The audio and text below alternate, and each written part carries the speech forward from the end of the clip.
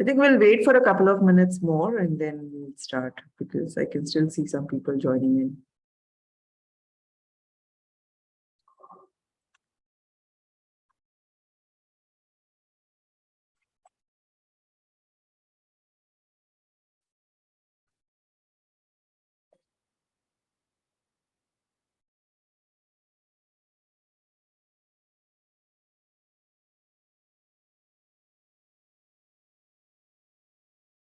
All right, everyone who's here, thank you for joining in.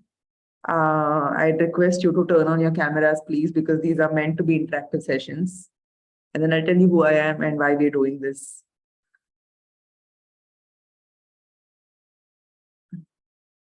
Hi, Manoj. Hi, Vijay.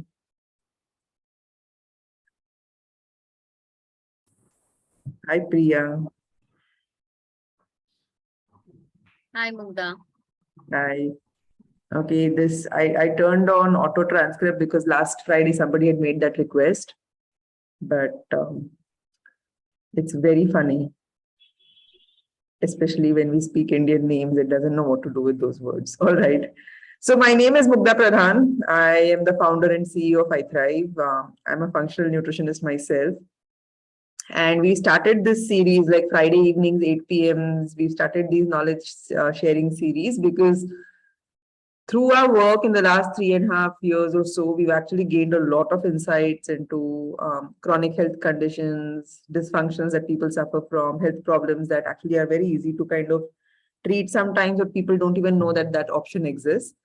So we were like, how do we bring about this knowledge externally? How do we, inform people that these are simple things you could do? And we came up with this idea of doing these webinars every Friday evening.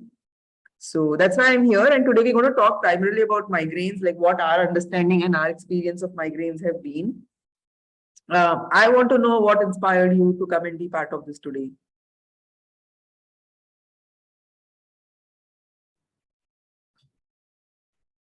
I've been following your work through iThrive for a couple of weeks or months. So yeah, that got me here.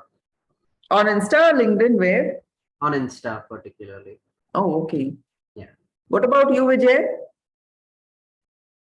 I'm Manoj's cousin. Okay. So he shared the link to me and I joined. Oh, thank you, Manoj. Suchna, what about you? You're on mute. I can't hear you. Yeah, hi. Actually, I'm a health coach. I've just started about 2 years ago. And so I follow you, I thrive all your lives and all your sessions because I obviously want to learn more and more about everything, whatever lifestyle diseases, and this is exactly whatever we are sort of, facing because of our lifestyle and everything. And I just love the way you all, conduct your lives and all, So although I've been wanting to join your course, but for different reasons, I haven't been able to. Maybe one day I would definitely want to join. So I thought, let me, and migraines come sooner than ever. So that's the reason I thought I'll join the live today. I had a chance to, come join you all, guys. Super. What about you, Priya? What brought you here?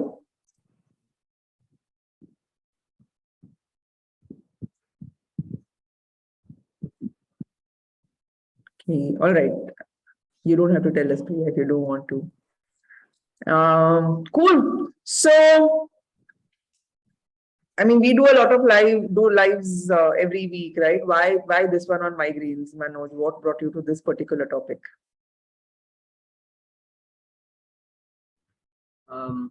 No first-hand experience of migraine myself, but yeah, my cousin Bhargav had a bit of bad experiences facing migraine for a long period of time. So I thought I'll join in as well and just know what's the thing.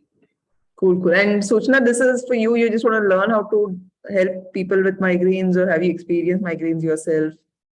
No, I haven't. Actually, I'm an autoimmune warrior. So wow, which one?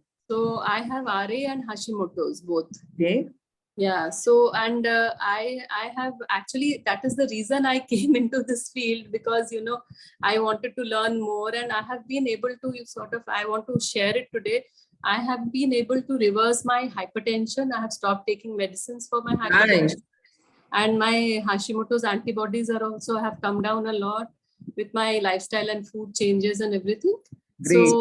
So I've been trying to learn about different diseases, and as you said, migraine is one of them. And I see that many of you know, like even the younger generation, mostly you come across younger generation, they suffer from migraines, and so I thought like it's a good platform where I can learn more, because you will be conducting it. I thought that, you know, I should join and see how it goes today and get a first-hand kind of experience. All right. So just setting some expectations around today's webinar. So we do two things. We do webinars and then we do master classes. So the webinars are more of like we go over the surface. Master classes are where we go more in depth, right? So whether I do a detox master class, or Suyash does a supplements master class, or Johan does a advanced testing masterclass, that's where we go really, really deep. So what I'll be talking about, since none of you are firsthand, like Bhargav has had an experience, like what Manoj says, but otherwise, like we know of people with migraines for whom day-to-day living also starts becoming really difficult, right? So I'm just going to then give you a context of what migraine attacks are also, and then take it from there. Do you have any specific expectations on what you might want out of today's session? If you have anything, just say that's what I'll cover it when we are talking.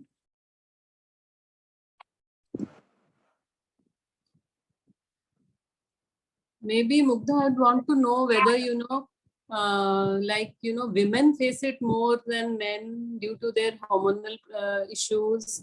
And if you could address, like, you know, I don't know, because in my clients, I've come across more women having migraines than men. I don't know. That's what even we've seen in our work. More like there is a certain gender disparity in terms of migraines, and I think the hormonal cycles do have a big role to play in that, because I mean it's huge changes for the body, right? So all right, I'll speak about that. Any other expectations? Ronit, I think there are some people who are in the waiting room. Can you? Yeah, I'm letting them. Yeah, I'm just adding them. Yeah, good. All right, you guys, Manoj, Vijay or Bhargav, what's your first name? Yeah, my full name is Vijay Bhargav. You can call with Vijay or Bhargav. Anything is fine. Cool.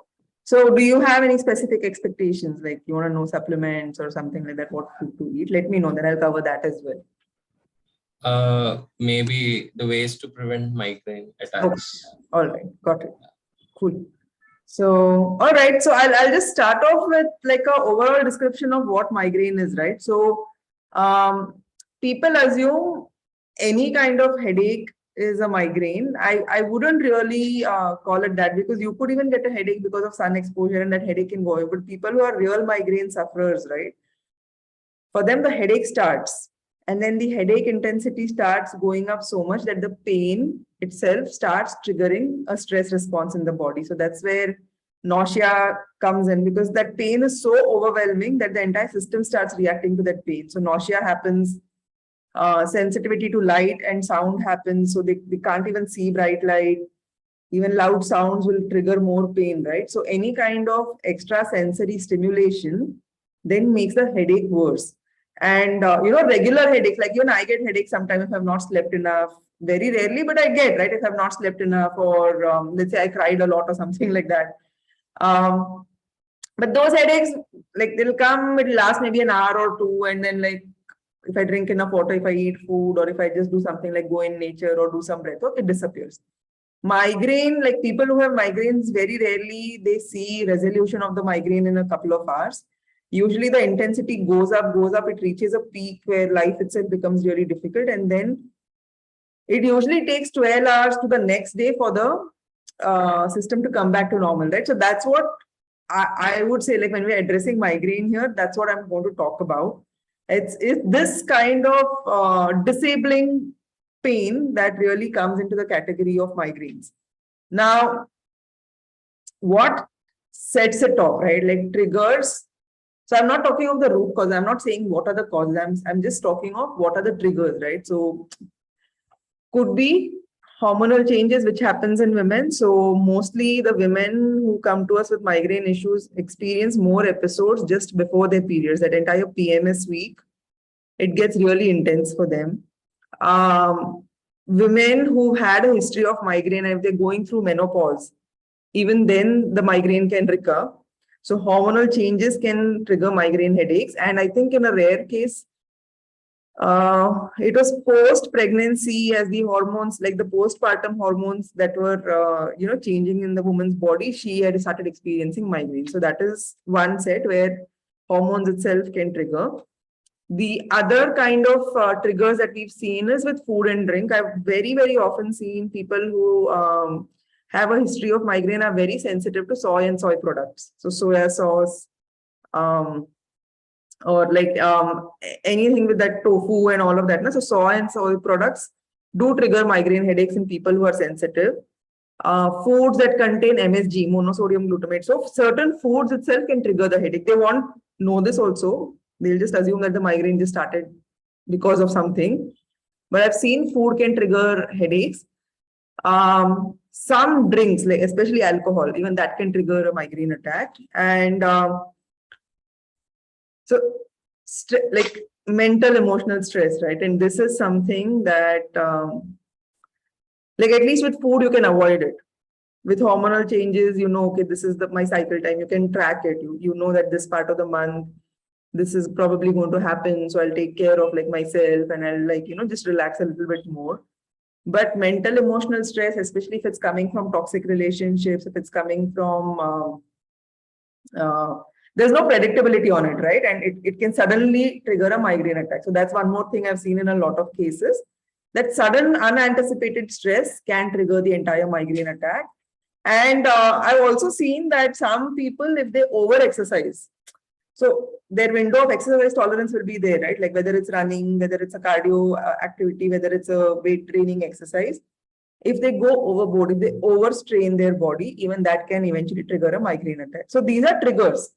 So there is the underlying root cause that is there in their body, which activates the migraine when exposed to one of these triggers. So what are the root causes then, right? Because all our work we do is with figuring out root causes only. We always ask this question that, okay, this person is experiencing this symptom. Okay, this is also the trigger for that symptom. But why is this trigger only happening to this person? There were 10 other people in the same room. There were 10 other people who ate the same food. There were 10 other people who experienced the same loud sound. Why is this the person who's getting impacted by it? And that's usually how we work with any case, whether it's migraines or whether it's diabetes or whether it's any kind of autoimmune condition. And we start looking for root causes. So when we look for a root cause with people who have a migraine history, what we found out is often they have a very high load of toxins in their system. Okay, so what are toxins? Anyone knows what are toxins? Yeah, like, toxins are poisonous things which come to us from the environment, from the food, the pesticides, herbicides, whatever we are eating, from that, and many other, the cosmetics and all, whatever we are using, Yes. then cleaning products and all. Absolutely. That, and also sometimes with like procedures, right? So some people who got like root Tooth fillings. tooth fillings. Yeah. Not now mostly it's ceramic. But earlier it used to be the silver filling, which was basically mercury based. So that, or if even you our like cooking utensils and all, like. absolutely, I was going to come to that, right? So non-stick cookware, aluminium cookware, lead lined cookware, right? Like now it's not there so much, but like in the past, even in my grandmother's zamana, they used to have those lead lined brass utensils. So Even aluminium also. Aluminium also. So aluminium is in fact being even implicated in Alzheimer's. Because aluminium, especially if foods that are acidic in nature, right? Like using something khatta like imli or something, anything that's acidic in nature will leach out aluminum from the container and it will leach it into your food. Can even happen with aluminum foil. Oils, yeah. So yeah. So aluminum has this tendency to kind of go and settle in brain tissue, and that's why it's been implicated in Alzheimer's. So these are toxins. Toxins can also come from occupations itself, right? So if you're working, let's say in chemical factories, like all of these chemical engineers, they start working with these oil and gas industries, lubricant industries, Garda and all of these. Like I know of two people, men who had migraine issues, and that was happening because of their occupation. They were like for a large part of their life, they were exposed to many chemicals, and these had kind of gotten deposited in their body through skin and like contact. And then in the body is always trying to eliminate. In that elimination, because of blood, it might go and settle in some tissue. So one is toxin exposure. So if you have a toxin overload, how does that trigger the migraine? Toxins can go settle in any sort of tissue, including your brain tissue, including on your nerves. Now, if this toxin is there in a place where it's not supposed to be, and there's a small trigger, right? A trigger that kind of is overwhelming for your nervous system to deal with. Normally, you're going through the day and suddenly there's a sudden trigger. It could be mental, emotional stress, or it could be a loud sound, or it could be a food that irritates your gut. That trigger itself is going to create a chain reaction of inflammation and pain, and that pain could then cause a full-blown migraine episode. So toxins is one we've seen big time that causes migraines. The second is gut issues. When I say gut, what do I mean?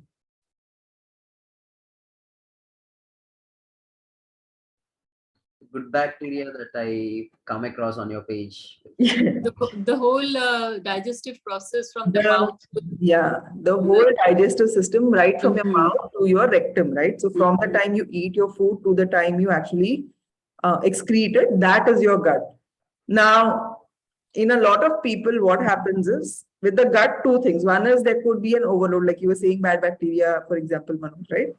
So you could have an overload of pathogens or the bad bacteria that's triggering a low grade or even a high intensity infection.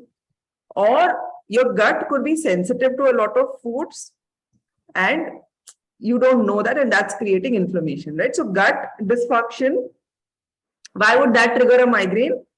So we have this nerve called as the vagus nerve. It's actually one of the primeval nerves that's developed in utero. It's one of the first cluster of nerves that's developed as the baby spine and all is developing.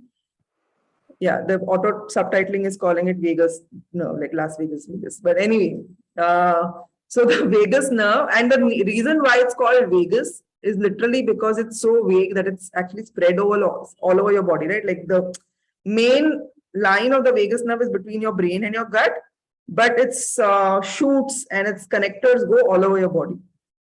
But the biggest artery, like the biggest, not artery, like the biggest, thickest connection, bundle of nerves between the gut and the brain.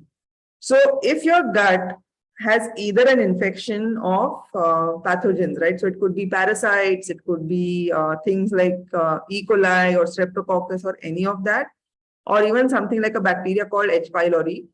If your gut has these bad guys, they are sitting there in your system and they're creating an infection. That infection is triggering inflammation. That infection is producing more toxins. That infection is creating pain in your gut. Through your gut, that pain signal can travel to your brain. Okay, so if the gut infection starts getting worse, we had a case with H. pylori. It's a bacteria that infects the stomach. It doesn't go to the small intestine. And it's notorious for causing acid reflux and acidity. But in this person's case, what the H. pylori infection was doing, the acid reflux was not too bad. There would be mild acidity. But every time that acidity would get activated, immediately it would trigger a migraine in that person's head, right? And then that migraine would just not go.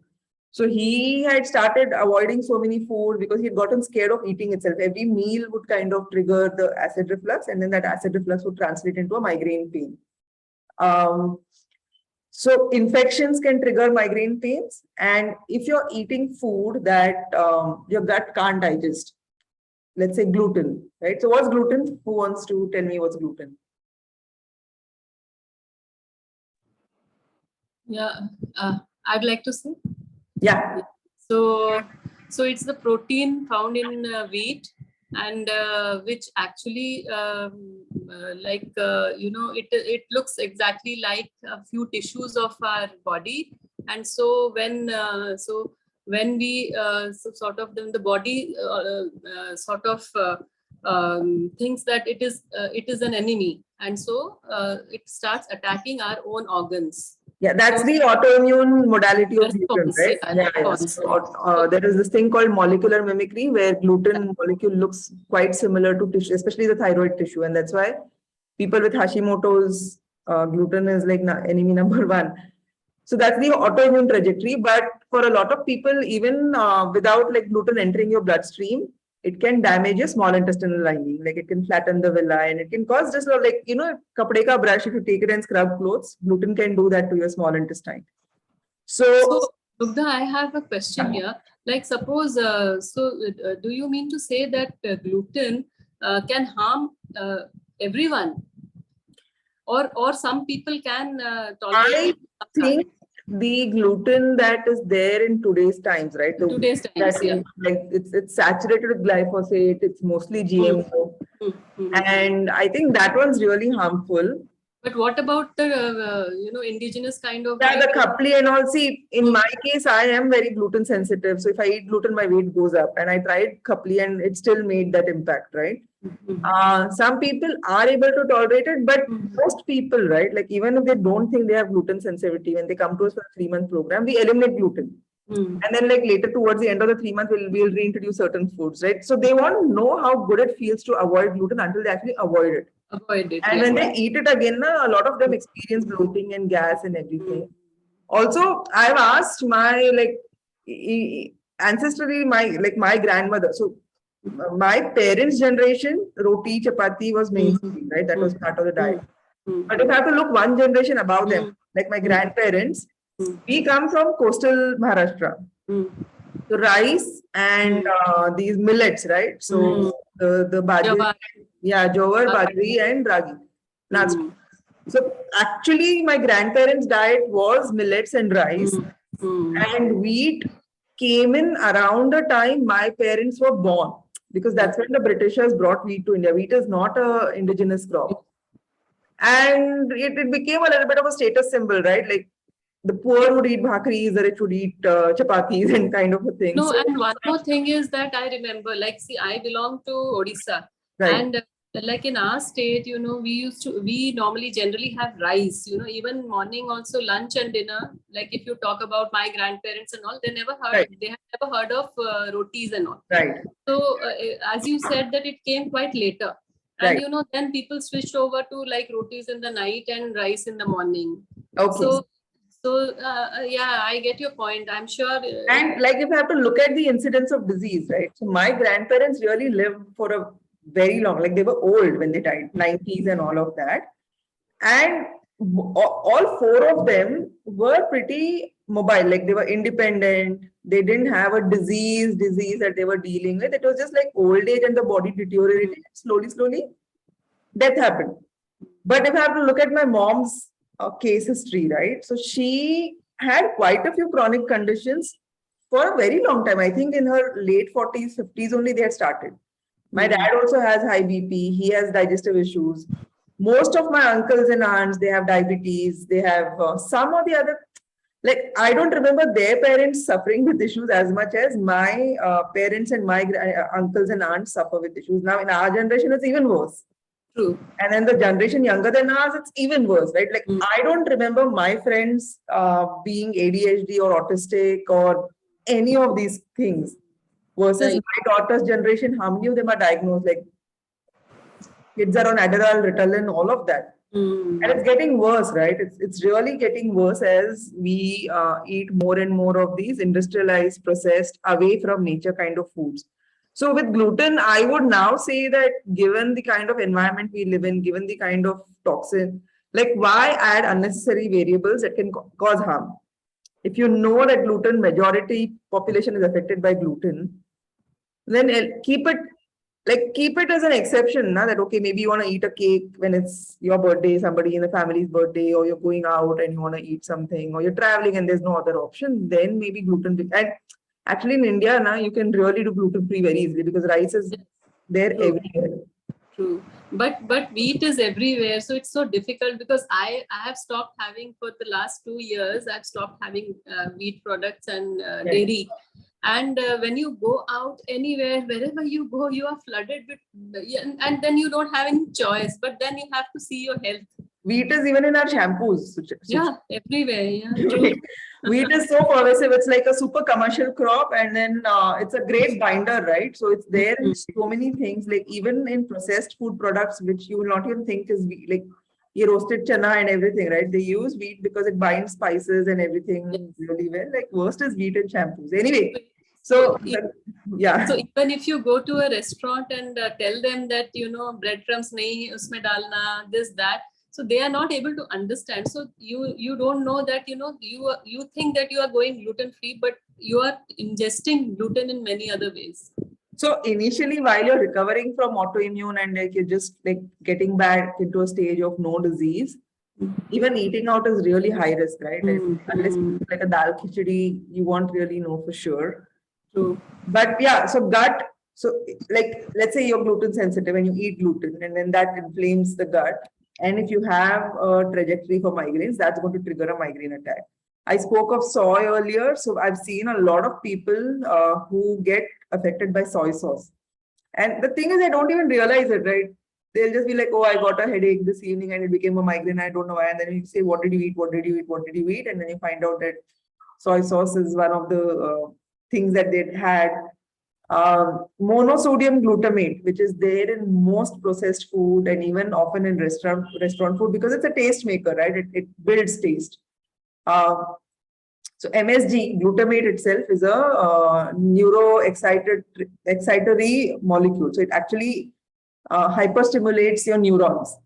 And that's one reason why it works so well as a taste maker, because anything that hyperstimulates your neurons is going to create a hypersensory experience for you. But and when I say hypersensory, it means like things will taste better, they'll smell better, you just feel so good when you eat that food. The drawback of that is for someone who is migraine sensitive, who has that background, MSG kind of hyperstimulation will immediately trigger a headache because glutamate can create a poisoning like an impact in their body. Okay, so the gut, so eating foods that are not suited for human consumption can trigger migraine attacks.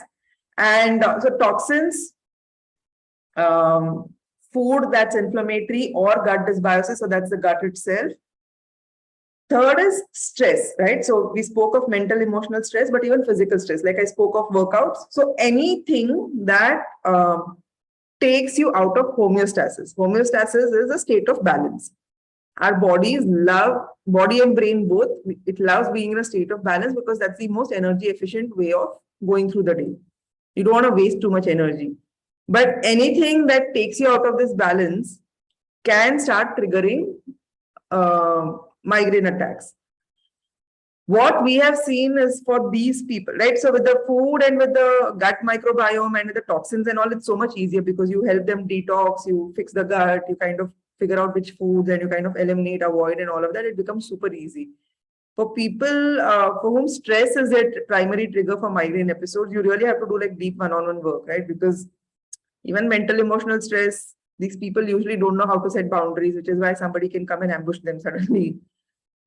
Even with workouts, they might usually push themselves for things ranging from validation to kind of trying to fit in or peer group pressure or something like that, right? So that stuff really takes more work with the psyche itself.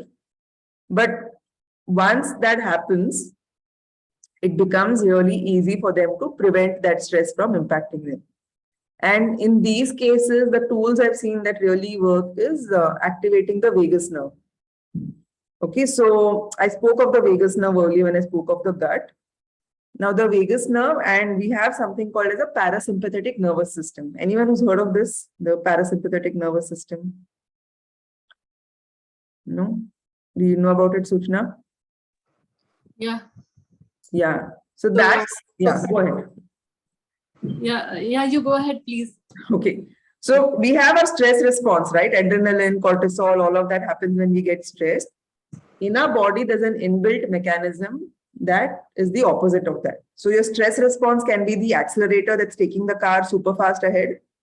And your parasympathetic nervous system is like the brakes. Okay.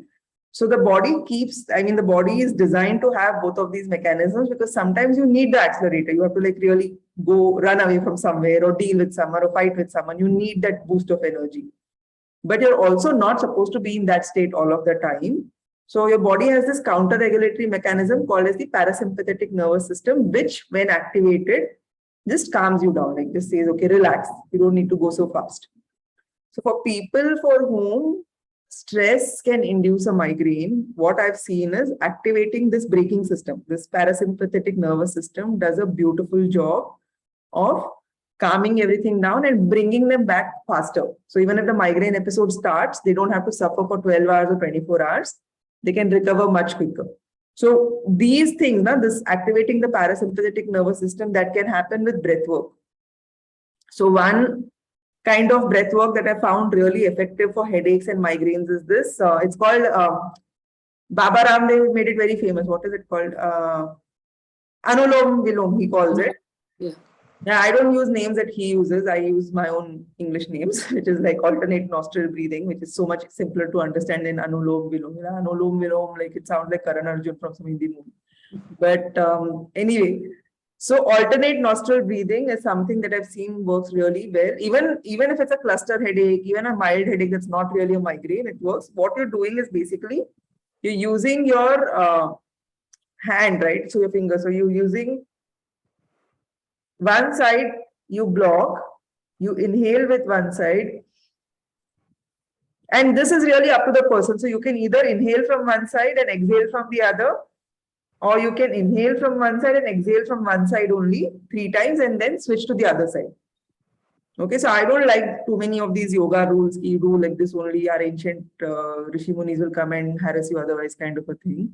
You go with your body and you see what works best for you, right? But I know and I've seen how the alternate nostril breathing actually activates the parasympathetic nervous system, because one thing you're doing is you're taking time to breathe. That itself, that slowing down itself is a mechanism that tells your brain and your body that there's nothing to run away from. Like if you can breathe slowly, you're in a safe place. Okay. Obviously, if you're in the middle of a fight with someone and you start doing alternate nostril breathing, it's not going to help, right? So you take yourself out of the place of conflict, or you take yourself away from the stressor and then do this to calm yourself down. So alternate nostril breathing, either inhale from one side and exhale 3 times of this, or inhale from one side and exhale from the same side 3 times of this, and then switch to the other side. And when you finish 3 on both sides, then you just take 3 deep breaths from both nostrils and exhale from both nostrils, right? So this is like 9. So you have 3 cycles. So it becomes like a 9-fold breath. So you can do 1 round of a 9-fold breath, or you can do 2 or 3 rounds of a 9-fold breath, but it really just calms all the hyperstimulation that's happening in the neurons. So that works. The second thing that I've seen works for people with migraine is like if they do too much movement, it's not a good idea. But so the vagus nerve, there also is like a point here in the ear. Not inside the ear, like not near the eardrum, but just this earlobe, right? Like, I don't know if you can see this earlobe, this intersection. So if you gently just massage it with your finger, just gently, just, in a circular motion, even if you do this, it feels very nice. Try it. It'll make you want to yawn, and yawning is a good sign, because yawning is when it's an indicator that the PNS has been activated, right? So if you just very gently, see, I'll get another yawn. So for me, my system gets activated really easy, right? So you just do this 3 circular movements here, 3 circular movements here. It'll activate the parasympathetic nervous system, and again, it will help the system calm down. So one is breath work, one is just this gentle massage. And the third, I tell people, so if possible, if they can just find a quiet room and sit with eyes closed, so that there's no too much light and all of that, right? And the quiet room kind of creates a sound safe space. And then listen to something called as binaural beats. So these are beats. This is like music that's created with a very specific purpose. So one side of your ear, like especially with headphones, if you can listen to this, certain beats are only coming into your left, certain beats are only coming into your right. And then your brain is listening to the right and the left, and your brain always wants to make a pattern, right? It always wants to make sense. So it will use the right information, left information, and inside it will create a third pattern, which is comprehensive. Now, because it's engaged in this activity, that migraine attack actually, because that activity, it requires the brain to go into a theta or an alpha stage. So it kind of immediately calms the brain waves down, right? So these three things work when the vagus, like when there's hyperstimulation or when there is stress. Other than that, in terms of supplements, magnesium is something that people with migraines should take every day, right? And we have like the best magnesium for that. We've seen so many reviews that have come to us about how once they started taking magnesium, their migraine levels came down.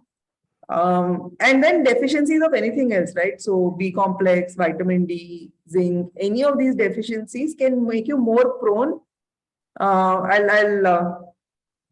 If you know the name of the music, it's called, wait, let me just put that in chat. How do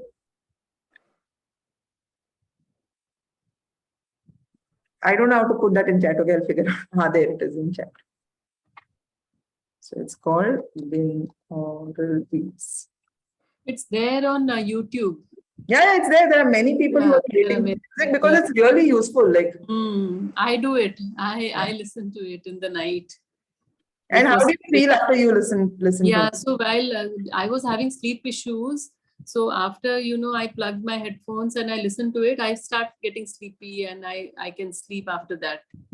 Because it puts your brain waves in like that sleep and relaxation pattern, right? So there are all of these hacks that exist. It's just that people don't know. And it's free, right? Like breath work is free. This is your finger and your ear. Nobody's going to charge you for that.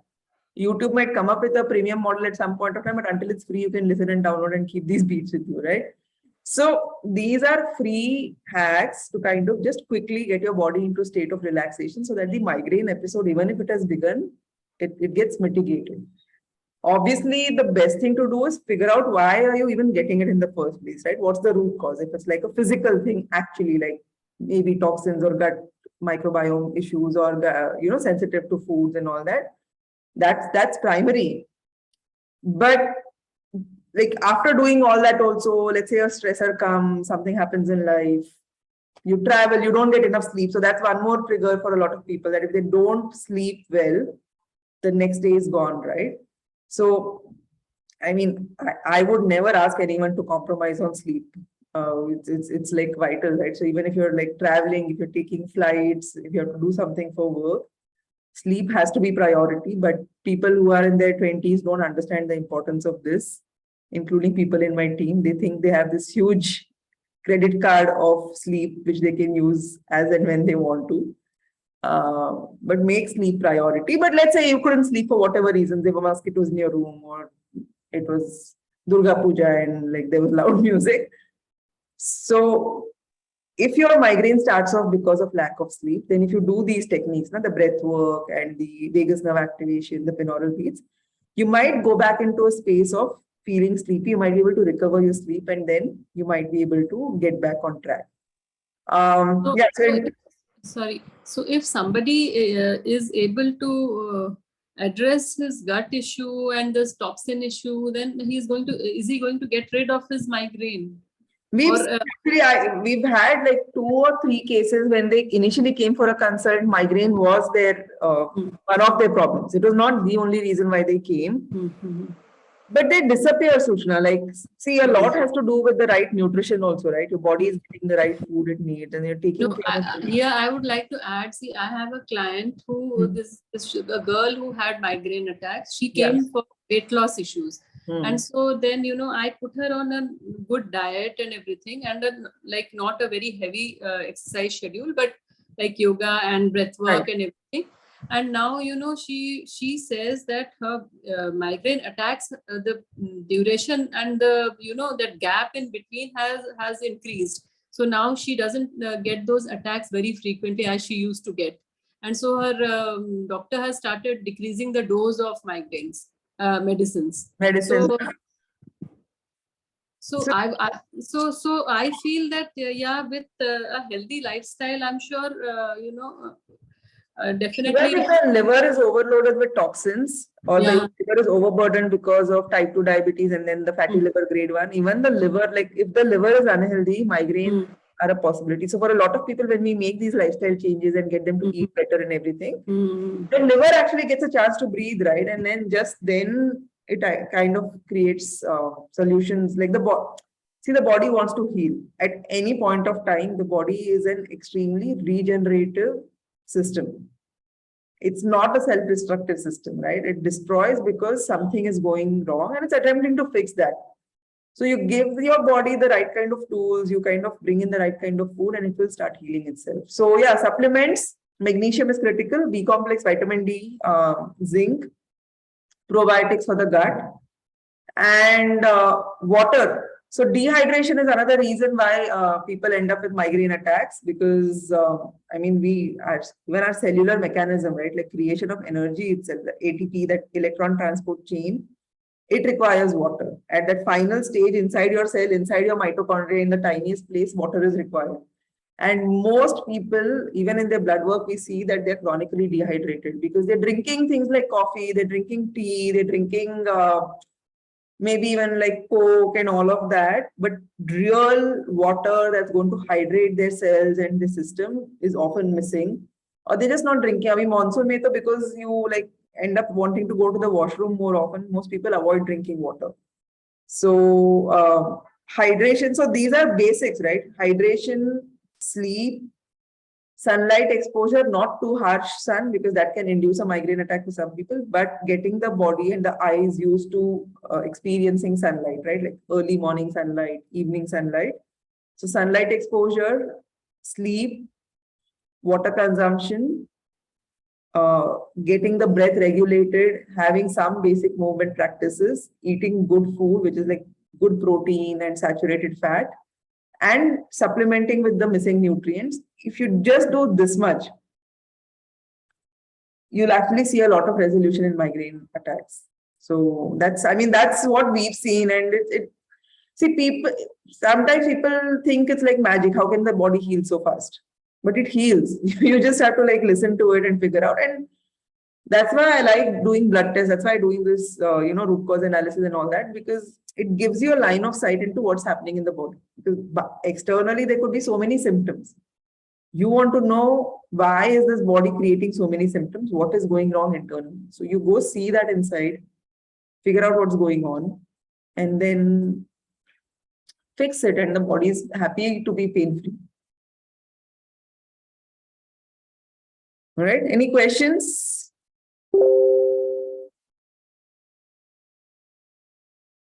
Yeah, hi Mugdha. Sorry, when you called me last, before that, I was having a call that time. No problem. So, actually, I wanted to know which magnesium supplement, which brand do you suggest for magnesium? We have our own brand. iThrive makes magnesium glycinate. Okay. So we used to initially recommend Now Foods, which is a US brand, but it was in tablet form. And most tablets now, like there are fillers and all because it has to like be kept in a tablet form, right? So there's magnesium, there's stearate, and then there are fillers to bind the tablet and everything. And we wanted a clean magnesium for a very long time. So when we started making supplements, the first thing that we made was magnesium. So the one that we make is a magnesium bisglycinate powder. It's like elemental magnesium. There is nothing else in that. Like it's just super clean magnesium. Are you a nutritionist, dietitian, or are you? Yeah. Okay. I'm a nutritionist. And you practice independently, or you work with a clinic or a hospital? My own. Cool. Yeah. So, and you're based out of India, right? Yeah. Yes. If you can share your contact details with Rohit, we could even send you some magnesium samples. Just see if, because I've been taking magnesium from the time I moved into functional medicine, 2017, and I personally have not seen anything as awesome as the one that we made. Right? I'm not saying it because it's a brand or anything, but it really is something like. And Suyash, he's the head of supplements, right? So he's a healer at heart. He loves healing people. So when he designs a supplement also, it comes with that intention that anyone who's taking this should like start feeling good. So actually, there is a lot thing about magnesium. You don't get a good magnesium supplement around. I know. It's a big problem here. Where are you? I am from, a place near to Chandigarh. It is Ambala, Haryana. Yeah, I know Ambala. I had come to Ambala once for some college event. Okay, great. Yeah, so we can send you a couple of samples, see that, because I mean, you are absolutely right about this magnesium thing. You don't get good magnesium at all in the right quantity, in being able to do tighter dosages, right? Some people need more, some people need lesser. So we'll send you a sample and just try it out. Sure.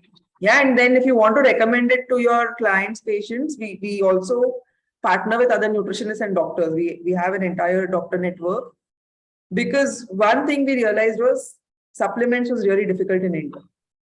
Yeah. Good quality ones, right? And in the lockdowns, what happened for a lot of our clients? So we have a 3-month program, and we would recommend all the US ones. And then in the lockdowns, like logistics, everything went for a toss. So people would finish the 3-month program and the supplements wouldn't reach us. So we were like, let's figure out a way to do this. So when I actually suggest this Neutralite supplements because I wouldn't recommend that. You should follow the iThrive Essentials page. We post Which a lot page? of information about supplements. Like the iThrive Essentials is a brand, supplement brand, right? So we put a lot of knowledge about supplements there. And I am not someone who has in-depth knowledge about supplements as much as Suyash has. So Suyash goes live every day and he talks about different supplements. And then he once did a masterclass on supplements that was supposed to be 1.5 hours. But that masterclass went on for 4 hours because he said people were asking me questions. They were like, how can you do that? Like, how can you do a 1.5 hour session for 4 hours? But he's really passionate. So anything you want to learn about supplements, he'll be there. He'll answer your question because he just wants to get that knowledge out, right? So follow that page, iThrive Essentials. Mugdha, your iThrive has only few supplements right now, no? Only So about we have magnesium. That's the D. first one. You have D. I think you have a D3. We have D3 with K2. K2, yeah, D3, K2. D3 with K2 in MCT oil, because what we found, even the international D3s were often in sunflower oil or olive. So you don't want omega-6 going in. Right. Our D3 with K2 is in MCT oil, and then magnesium is just powdered, so nothing, no other carriers, no fillers. Then B complex we have. And do you have an omega-3 also? Yeah, we have krill oil. But it's krill oil, so it's not vegan omega-3. Some people ask for vegan. I don't know how you can get vegan omega-3 because that's going to be a lot of EPA and not enough DHA. If you say omega-3, you want more DHA because that's what the brain needs, right? So our omega-3 is krill oil with astaxanthin. And that astaxanthin works as the antioxidant. So we don't have to add any extra antioxidant in the krill oil to prevent rancidity. So omega-3. why you said not Neutralite supplements? I'll tell you, right? So I'll just answer a question on which ones we have. So we have magnesium B complex, D3 with K2, zinc, and zinc with copper. Because zinc and copper, you need to maintain a balance, right? Zinc and will deplete copper, and then you'll end up with copper deficiency, anemia, and adrenal dysfunction. Also, our zinc has the right balance of copper. Then krill oil and probiotic we've come up with now. So probiotic also has a lot of the lactobacillus and the bifidobacterium, this thing. So that's what's there. CoQ10 we are coming up with next. Why I said no to Neutralite, na Priya? Because a lot of fillers and often there are soy-based products there in Neutralite. So because when we started to think of making our own supplements, we started reaching out to a lot of manufacturers, and then there are people who kind of manufacture for Neutralite in India. And then they told us, like, it's inside, like they were giving us insider information because we were seeking the purest formulation. They're like, itna kaun karta hai? So what has happened is our cost of supplements is slightly higher. We are not like at the OTC level, or it's not the cheapest supplement because we wanted the best quality. And then they were like, look at Amway, such a big brand, and they also don't obsess over quality so much.